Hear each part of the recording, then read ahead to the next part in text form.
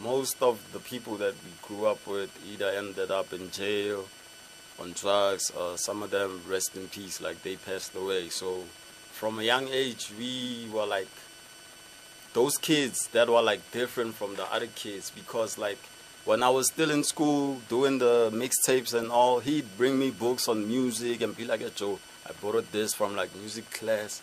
Read Nyana." He used to tell me what you pick up from that, so we'll see what we can do.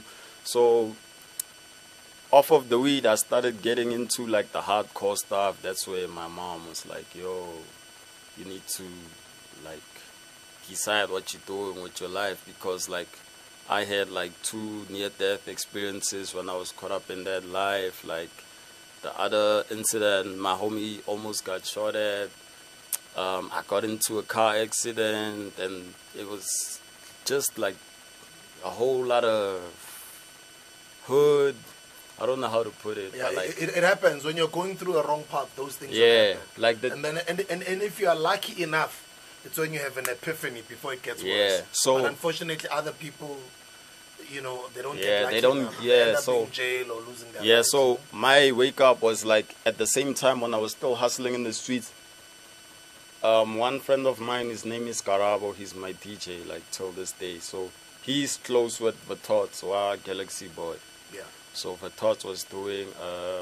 Shout out to the Tots. Yo, shout out to They've been him, like pushing. I remember Galaxy from Boy. when I started Mofi, they were also around Yeah. starting Galaxy Boy. My foundation, Big Galaxy up, Boy. guys, sure. Big up. So they were doing freestyle Fridays, trying to bring the back in the day Cap CD Cypher culture back in the city. So his store in Hatfield, they were doing the freestyles there. So my homie used to go to like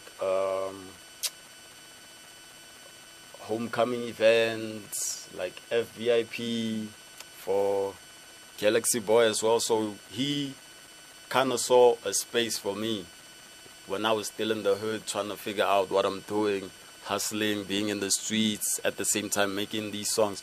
So he was like, "Yo, there's actually a platform the homies put out. They saying you drop a freestyle, one freestyle, 30 seconds. It's all it takes for you to be at the Galaxy Boy store." It was like, "Yo, if you really say you hot, then you need to be there at the store freestyling." I was like, "Yo, trust me, I got it." I remember I was with this other homie of mine. His name is Pascal. He was like, "Yo, so what you finna do? Are we freestyling this thing, shooting it, uploading it to Facebook to let them know that, yo, we coming with that Pele, rap, vernac, wave, or what?" So I was like, "Ish, my dog, let me actually..." I took my phone. I was like, "Yo, let me actually try recording something, and then I'm going to show it to you." So got in the crib. It was a song he hadn't actually heard before, so put my phone there, played the song with my speakers, and then I was rapping to the song. And then I took that clip, I showed it to him. I'm like, "Yo, listen to this." He was like, "Yo, this is fire. When is this dropping?" I was like, "Yo, that's my homie's song. I'm finna drop it. But this verse, I want to post it there on Facebook. And I think this is the one." He was like, "Yo, let's upload it now." Went to the... That was when 20 was coming up with 20 Wi-Fi at the time. Yeah, I remember, yeah. Went to the closest Wi-Fi spot, uploaded the video, chilled. Yo, my notifications started blowing up off of that. Because I was already putting songs on AudioMac, SoundCloud, and Datafile Host at the time. I was getting about 100 downloads, which grew to like 500, 1,000. So from that, homie hits me up. It's like, "Yo," other homie called Cass, Tots' homie. It's like, "Yo, I'm from Galaxy Boy. Yo, you really put out that. I'm going to send you beats, and if you can rap to these, I want you to pull up at the store. It would be an honor to have you." So when I pulled up out there, my homie Karabo has a brand called Blaro, which is like an abbreviation of where we come from, Black Rock in Soulsville. So he calls it Blaro. So I had a shirt put on that said, "Free Mashabane, Blaro." So I went there with a red cap, because I love red. It's like my favorite color. I was wearing a red cap, black tee, black diesel jeans, and what kicks was I wearing? Because I remember, because it became iconic. I was wearing my... Fresh. Yeah, I was wearing my Jordan 6s, the infrared ones. Yeah.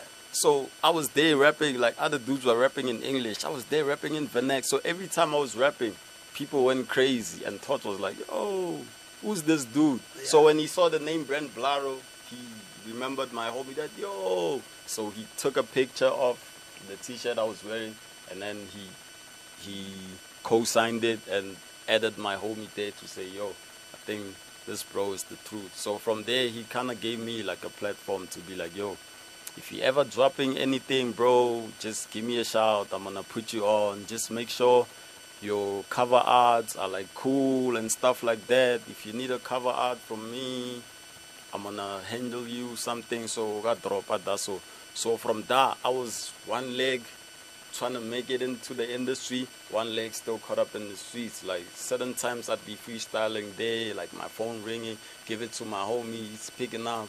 There's someone in the hood waiting on us. Yeah, it was that crazy. So from that, like I started dropping like every Friday. So every Friday I'd drop a single. And I ended up dropping a song called No Sleep, which got like positive reviews. And that same year, when I sent those songs that I dropped for Artists on the Rise at Homecoming, they actually picked me there. So I kept dropping songs on the streets. So Homecoming was also doing like the workshop. Like JR was there, I remember, Slick, Thuli from Lock Entertainment, Reese was there as well. That's where I met Reese the first time. He was I think with Flame. Foco was also there because he also came up under like Homecoming Artist on the Rise. The previous year, he was the winner. So in 2016, I was a contestant there. So I also pulled up there, same swag, like tee, red cap on, shades, the Jordans as always. Came there, first day, we were rapping our asses off, and then I got drafted into like the final 50. So there, I think that's where I actually, because I was still in the streets at that time, but like that opportunity kind of made me reflect. Like I started like distancing myself a bit from the streets. And I told my homies, like, yo, it's all love. I just feel like, yo, I need to put more energy into.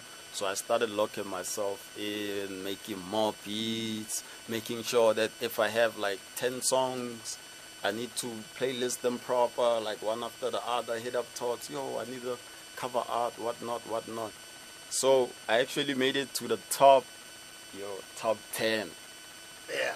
Yeah, and then they made it interesting. In the top 10, they were like, nah, this thing of y'all playing songs, like, we heard your songs. Like, everybody can make a song. You guys are solid. We taking it back to the Rap City days.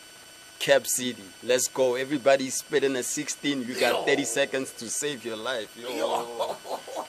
So I'm sitting there. I think the first homie that was on, and I was supposed to be after. So I'm looking at the homie that I'm going toe-to-toe with. I'm looking at him like I'm thinking about where I'm coming from. Like I took a risk with my life. I was doing bad stuff. My mom also told me like, yo, it's either you're gonna end up in jail or I'm gonna lose you to the streets. So that was like a very sentimental what she told me. So right there at that moment, I looked at the dude that I was going to go head to head with, and I just didn't see it in him. Like I felt the hunger in me to be like, yo, bro, like no disrespect, but out here, like only one of us is gonna come out alive, and it has to be me. So when it was our turn to jump on, like Katleo Malachi from Homecoming, he's also like one of the people that helped me in terms of like structuring my career as a business, also the brand, and also a whole lot of legal stuff. So he was the MC at the time. He was like, yo, so who's going first? So the dude is like, he pauses for a bit, so I'm like, let me go first. Yo, that 16 that I spit, it was so cold. Like I could, like the standing ovation, I could feel the anticipation going up. Like And then after I spit that 16, it was over for the dude. Once he held the mic, they were like, yo, my G, you held it down. But this guy, like, yo, so I was like, yo, so who's the better contender between the two? Is it 25 or is it Ish? I forgot the other dude's name, no disrespect. So the people actually went crazy for me. And then I actually got to perform at Homecoming Africa. Wow. And then when I performed at Africa, that was like the first time I performed at a festival, because I used to go to Homecoming as like a fan. yeah, going there, checking out when end of an era, yeah, Homecoming picnic, and then they said Homecoming Africa. I was there watching OT Genesis, Whiskey, and Black Coffee. So the next day I was on the same stage. So even for my homies, it was a wake-up call, because we had to be on time. We got a call sheet now. Somebody has to be road managing. Somebody has to DJ and stuff like that. So I started having that business mindset of like structuring how I move as a collective. I also like certain times I'd pull up with like really hectic hood dudes, and then they'd mess my stuff up with people. So I also had to learn that, like, yo, my homie, like what I'm doing right now, I'm trying to make a change, and like if this thing is like making it weird for me and the people that book me, I'm gonna have to leave you in the hood, and I'm gonna go do the show, but don't worry, it's all up, that kind of stuff. I had to really go through those. And